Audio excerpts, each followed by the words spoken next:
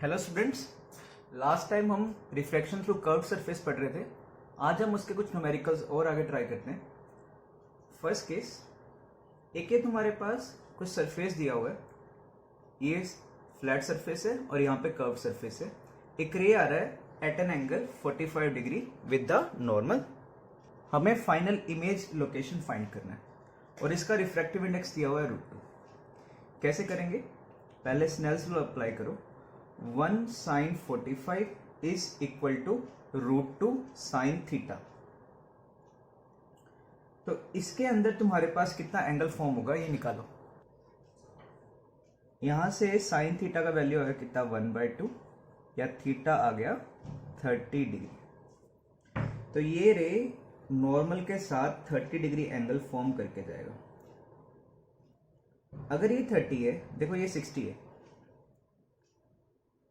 ये वाला एंगल भी 60 हो गया। इससे मुझे पता लग गया कि ये जो रे जा रहा है ये इस सरफेस के पैरेलल है, ठीक है। तो अब इस कर्व सरफेस पे ये इंसिडेंट है, हमें फाइंड करना है कि ये इस प्रिंसिपल एक्सिस को किधर कट करेगा। तो इमेज लोकेशन नहीं फाइंड करना, find the point where it will cut the principal axis.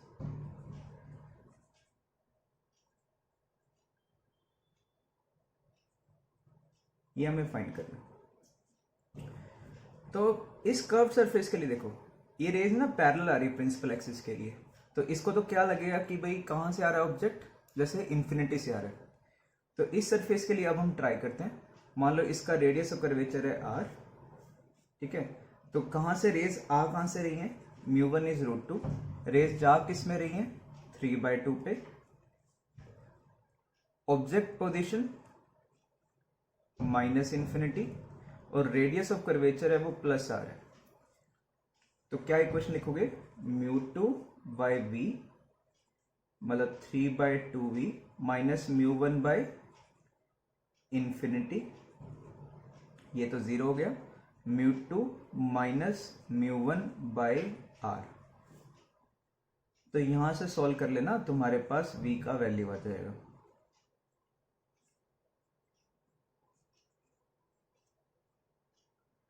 Next question, एक स्लैब है, इस पे 45 डिग्री पे रे इंसिडेंट है, इसका लेंथ है 20 मीटर। हमें बताना है कितना टाइम इस स्लैब में लाइट स्पेंड करेगा। ये 20 सेंटीमीटर है। चलो देखो कैसा केस होगा। यहाँ पे पहले हम ये एंगल फाइंड करते हैं, कितना एंगल आएगा। तो फिर से वही लगाओगे, 1 sin 45 इज √2 sin थीटा या √2 sin r। r यहां से आ गया 30 डिग्री। ये लेंथ कितना है, दिस इज 20 सेंटीमीटर।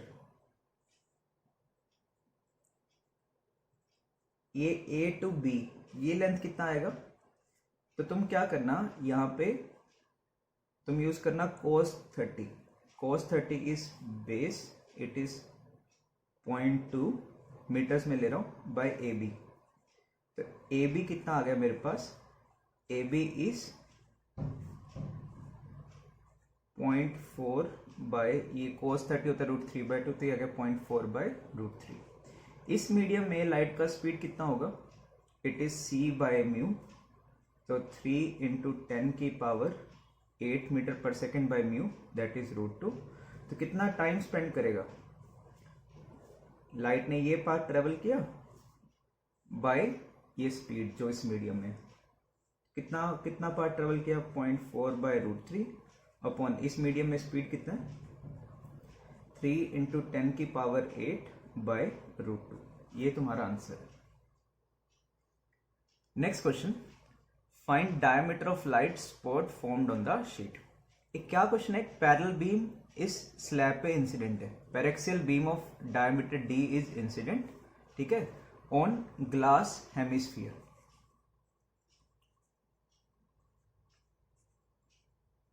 इसका तुम्हें म्यू गिवन है, म्यू इज 3/2। ये रेज ऐसी आएंगी, कुछ बेंडिंग होगा। हमें बताना है कि यहां पे जब जाएंगी कितना इसका डायमीटर फॉर्म होगा, ठीक है। फॉर्म्ड ऑन द शीट, ये नीचे शीट रखी हुई है, शीट के ऊपर एक हेमिस्फीयर पड़ा हुआ है, हमें इस स्पॉट का डायमीटर निकालना है। कैसे करोगे? इस कर्व सरफेस के लिए देखो, इस कर्व सरफेस के लिए हम ट्राई करते हैं। मान लो ये पैरेलल रेज आ रही है, तो इसके लिए रेज आ कहाँ से रही है? 1 से। जा किस में रही है?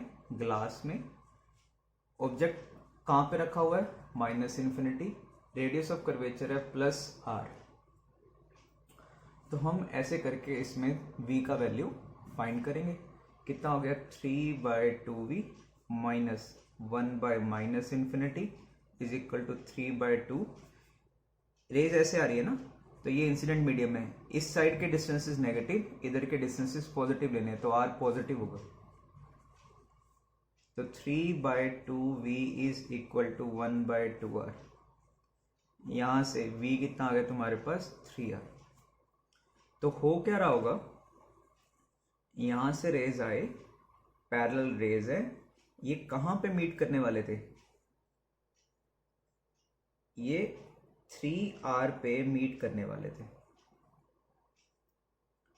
यहां से ये 3r पे मीट करने वाले। पैरेक्सियल रेज है, तो ये डिस्टेंस ऑलमोस्ट कितना दे रखा है उसने? ये डिस्टेंस अपने को दे रखा है d। ठीक है, पैरेक्सियल रेज है मतलब इसके बहुत ज्यादा पास में, तो ये पॉइंट ऑलमोस्ट इसी पॉइंट से टच कर रहा है। ये टोटल डिस्टेंस कितना दे रखा है इसने? 3r। This is 3r। और ये हेमिस्फीयर है, ये कितना है? r। या ये कितना होगा? 2r। ठीक है, पैरेक्सियल रेज क्यों दिए थे? क्योंकि इसके बहुत ज्यादा पास में, तो ऑलमोस्ट इसी पॉइंट से आ रहे हैं। नहीं तो क्या होता, अगर पैरेक्सियल ना होते तो ये दूर रहते, तो हम यहाँ पे ऐसे ये डिस्टेंस r नहीं ट्रीट कर सकते थे। तो पैरेक्सियल, एक तो ये बेनिफिट हो गया, और ये इक्वेशन कब वैलिड होती है? Only for paraxial rays. तो यहाँ से सॉल्व करो। मान लो ये x है, तो ये थीटा, तो क्या लिखोगे? tan theta is equal to, यहाँ से इट इज x/2r, और यहाँ से देखोगे पूरा d है, ये है d/2 अपॉन कितना डिस्टेंस है? 3r। तो x का कितना वैल्यू आ गया? ये यहाँ से सॉल्व करो। It is d/6r into 2r, तो दैट इज d/3। तो ये डायामीटर पूछा है, तो डायामीटर कितना हो गया? 2x। It is diameter of spot which is 2x। कितना आ गया? ये 2d/3। Next question, a ray of light refracted through a sphere whose material has the refractive index mu in such a way that it passes through the extremities of two radii which makes angle theta with each other. Prove that cos of half theta minus delta is equal to mu cos theta/2, where delta is deviation caused in the ray by passes through sphere. क्या question है? एक sphere है, ठीक है, कोई भी इस पे रे ले लो, कोई रे इस पे इंसिडेंट है, हमें नहीं पता किस एंगल पे, यहां से कितने डिस्टेंस पे, बट कोई एक रे इस पे इंसिडेंट है। ये इसके लिए क्या हो गया? ये इसके लिए नॉर्मल हो गया, इसका कुछ बेंडिंग होगा, ये ऐसे बेंड कर गया, फिर ये यहां पे पास करेगा किसी और सरफेस से। देखो ये आर है, ये फिर से नॉर्मल, ये भी आर है, तो ये एंगल और ये एंगल बराबर होंगे। तो ये अगर इंसिडेंट एंगल है, ये आर, एंगल ऑफ रिफ्रैक्शन, ये भी सेम एंगल होगा, और ये तुम्हारा क्या हो गया? मान लो इमर्जेंट एंगल ई। इसने क्या बोला है? A ray of light refracted through a sphere whose material has refractive index mu passes such a way that extremities of two radii, ये जो टू रेडियस हैं, इनमें से पास कर एक्सट्रीमिटी से, make angle theta with each other. अच्छा ये देखो, अगर ये आई है तो ये भी आई होगा, कैसे लगा सकता हूं? 1 sin i is equal to mu sine r, और इस सरफेस के लिए mu sine r is equal to 1 sin e। तो यहां से आ गया i is equal to e। What is deviation? पहले ये किस तरह बेंडिंग हुआ? पहले इसका बेंडिंग हुआ टुवर्ड्स द नॉर्मल, तो आई बड़ा होगा, आर छोटा होगा। तो फर्स्ट केस में deviation i minus r, second case में ये एंगल ऑफ रिफ्लेक्शन बड़ा होगा, ये एंगल छोटा होगा ना, तो it is e minus r. दोनों टाइम ना क्लॉकवाइज डायरेक्शन में, पहले इस तरफ जा रही थी रे, इस तरफ बेंडिंग हुई, फिर इस डायरेक्शन में बेंडिंग हुई। पहले ऐसे था, टुवर्ड्स द नॉर्मल बेंडिंग हुआ, फिर away from the normal bending हुआ, बट दोनों क्लॉकवाइज हैं तो दोनों डेविएशन ऐड होंगे। तो total is 2i minus 2r, और ये अपने को कितना दे रखा है, it is delta. Second, r का वैल्यू थीटा की टर्म में, आर का वैल्यू थीटा की टर्म में कितना हो गया, 2r plus theta is equal to 180 डिग्री। तो r is 90 minus theta by 2। तो यहां से i का वैल्यू भी निकाल लो, 2i माइनस 2r, 2r कितना हो गया 180 माइनस थीटा। तो what is i, i is delta plus 180 minus theta by 2, या 90 minus theta minus delta by 2। तो अब एक बार स्नेल्स लॉ यहां पे अप्लाई करो। स्नेल्स लॉ क्या बनेगा, 1 sine i, what is i, 90 minus theta minus delta by 2 is equal to mu sine r, r is 90 minus theta by 2। तो ये क्या आ गया देखो, कोस, तो ये क्या प्रूव हो गया, cos theta minus delta by 2 is equal to mu times cos theta by 2, hence prove.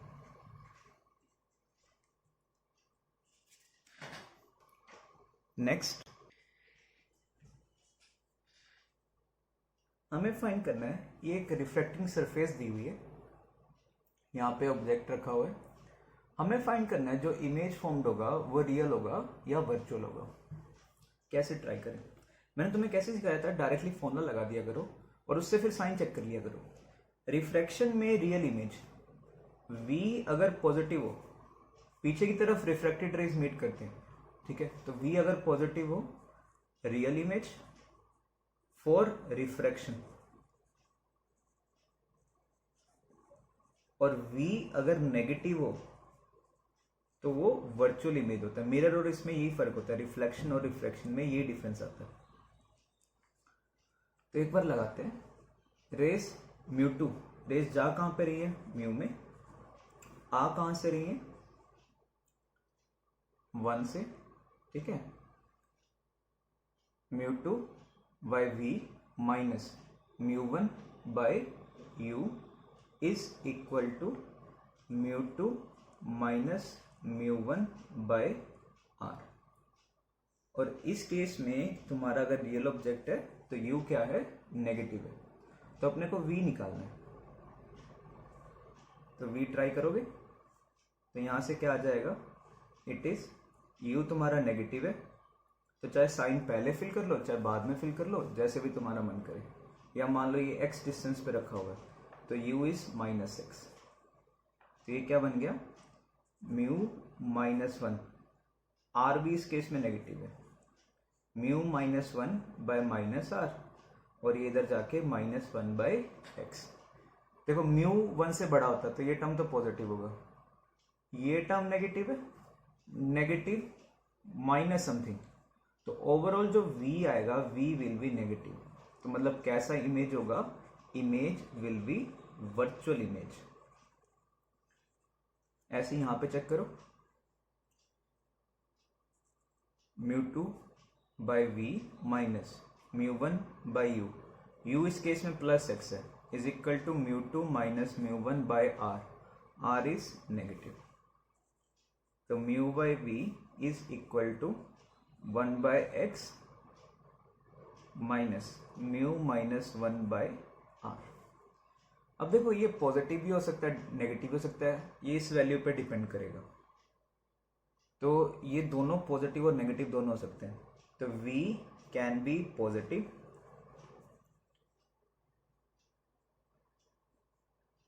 Negative both, तो मतलब may be real may be virtual, both cases are possible.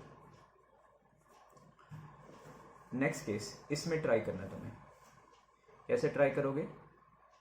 μ2 by v minus μ1 by u, u is minus x is equal to μ2 minus μ1 by r, r is plus r, तो mu by v क्या आ गया?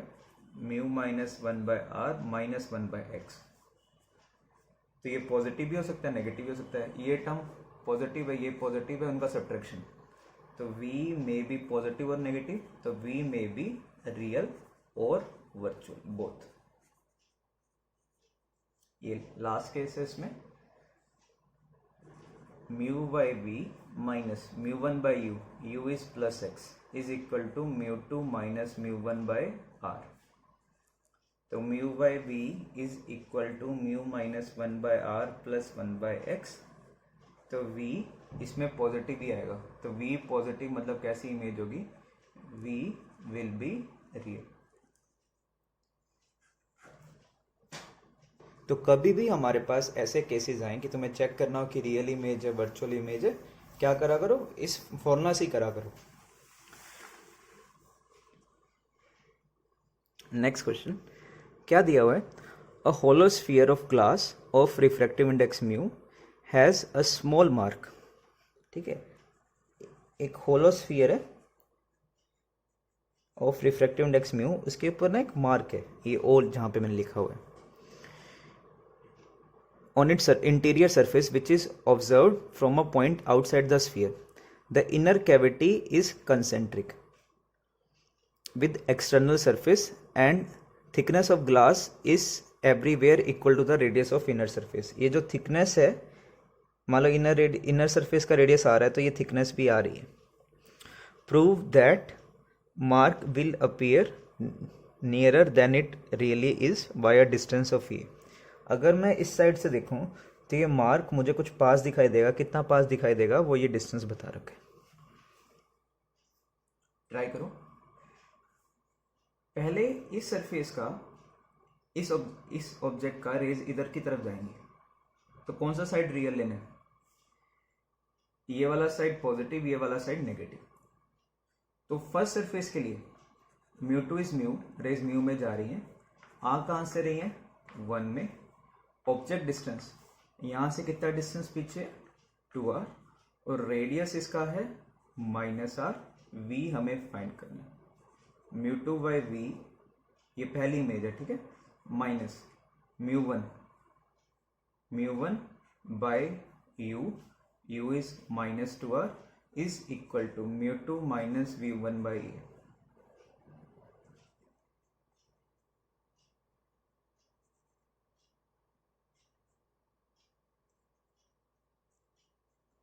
तो ये तुम्हारा पहला image आ गया। Mu by v one is minus of mu minus 1 by r plus 1 by 2r।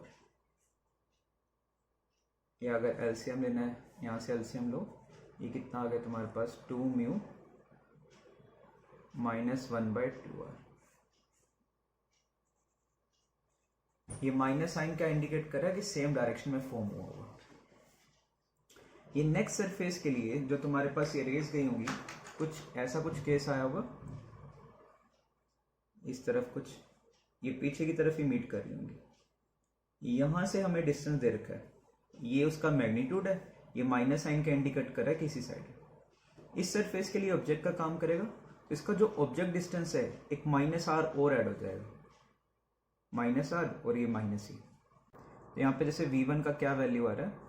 v1 is 2r mu upon 2 mu minus 1। बस ये माइनस साइन इंडिकेट कर रहा है किस तरफ है। अगर हम बोलो इस सरफेस से ऑब्जेक्ट डिस्टेंस बताओ, it will be -r plus ये वाला डिस्टेंस, ठीक है। या मैग्नीट्यूड वाइज देखो तो ये प्लस ये, बट वो नेगेटिव में होगा, सो नेक्स्ट सरफेस के लिए जो u2 होगा, u2 will be minus of 2r mu by 2 mu minus 1 plus r। ये कितना हो गया तुम्हारे पास? ये हमारे पास आ गया 4 mu r minus r by 2 mu minus 1। अब नेक्स्ट सरफेस के लिए, इस सरफेस के लिए इक्वेशन लिखते हैं। इस सरफेस पे रेज आ कहाँ से रहे हैं? म्यू से। जा किस में रहे हैं? एयर में। ठीक है, ऑब्जेक्ट डिस्टेंस कितना हो गया? u2, it is 4 mu minus 1 upon 2 mu minus 1 into r, और रेडियस हो गया इस सरफेस के लिए माइनस 2r। v का वैल्यू निकालो, क्या लिखोगे? Mu by v, mu 2 by v minus mu 1 by u. u2 कितना है? 4 mu minus 1 2 mu minus 1 is equal to mu 2 minus mu 1 by, तो यहां से v का वैल्यू सॉल्व करो।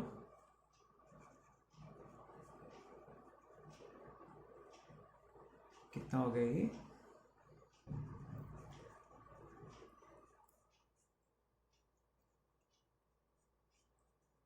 ठीक है, यहां से सॉल्व कर लेना और v का वैल्यू निकालना। v का वैल्यू सॉल्व करके आ रहा है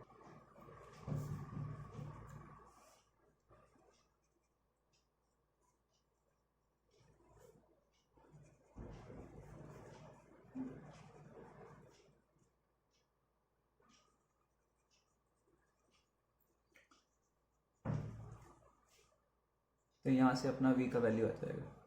ये क्या बन रहा है देखो, 4 mu square minus mu minus 4 mu plus 1 minus 4 mu square minus plus 2 mu.